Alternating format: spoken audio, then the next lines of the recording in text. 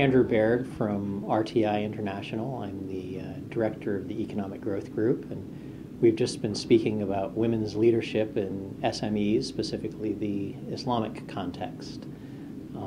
I've been speaking about the project in Jordan that I managed called YDOT. This was a women's entrepreneurship program that sought to establish a number of women's enterprises that could be used as success stories and encourage other women to enter the private sector. One of the main focus of the conversation was the context, the difficult, challenging context that women face in Islamic cultures to enter and operate successfully in the private sector. Some of the key issues revolve around their access to markets, revolve around access to finance, and specifically some of the cultural barriers that prevent women from operating with men in the formal business sector, whether or not it's their spouses, their other family members that prevent them from doing so, or simply cultural perceptions. So one of the most significant challenges that face women is this inability to operate businesses with men or work outside of the home. It was a double-edged sword, I guess, in the sense that technically businesses in the home were illegal in Jordan at this point. And so if women were to really start to operate businesses, they would need to do so outside of the home. And then they were faced with the cultural barriers.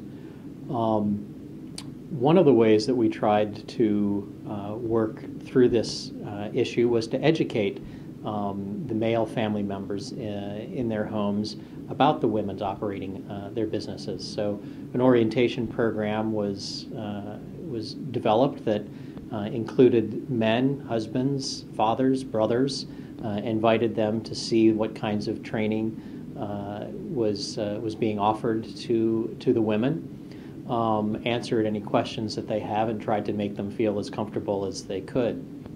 A fascinating success story in that regard, where one of the women entrepreneurs who had a home-based cooking business began to formalize her business, opened up a storefront.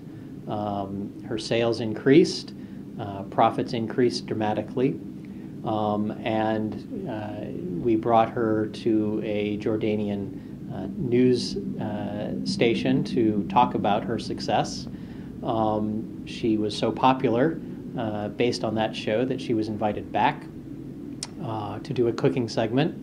The cooking segment was then spun off into her own cooking show, which was then syndicated and picked up by both Lebanese and a Palestinian television station. So her kind of skyrocketing to success created a number of issues for her husband, in the sense that family members were questioning whether he had lost control of her, whether he was still in charge, and questioning whether she should be at all in the public eye the way she had become.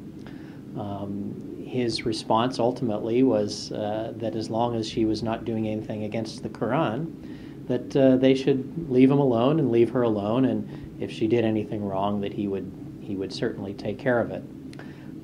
After discussing this story with him, we realized that he would be one of the perfect advocates for the program, and he was brought in to run the orientation program for the spouses and parents of incoming YDOT women, and did a fabulous job at helping guide the men through these issues that they might be having, both from a cultural but also from a how does that function logistically in the family perspective.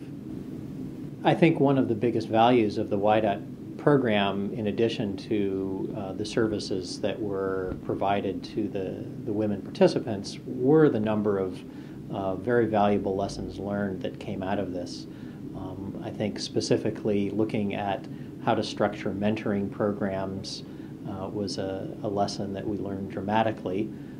when we began with recruiting mentors from the very most successful Jordanian women-owned businesses, and realized that the gap was simply too great between those women and the experiences of the women in the program, and learned that recruiting women that were in kind of a much closer level, both socially and business-wise, was a much more effective means to do that. Some other lessons were learned on coaching strategies, on the amount of support that women need long-term, and a lot of these lessons were referred to during the presentation and can be found on the PowerPoint slides associated with that. Thanks very much, and hope that you will look deeper into the materials that are provided for you.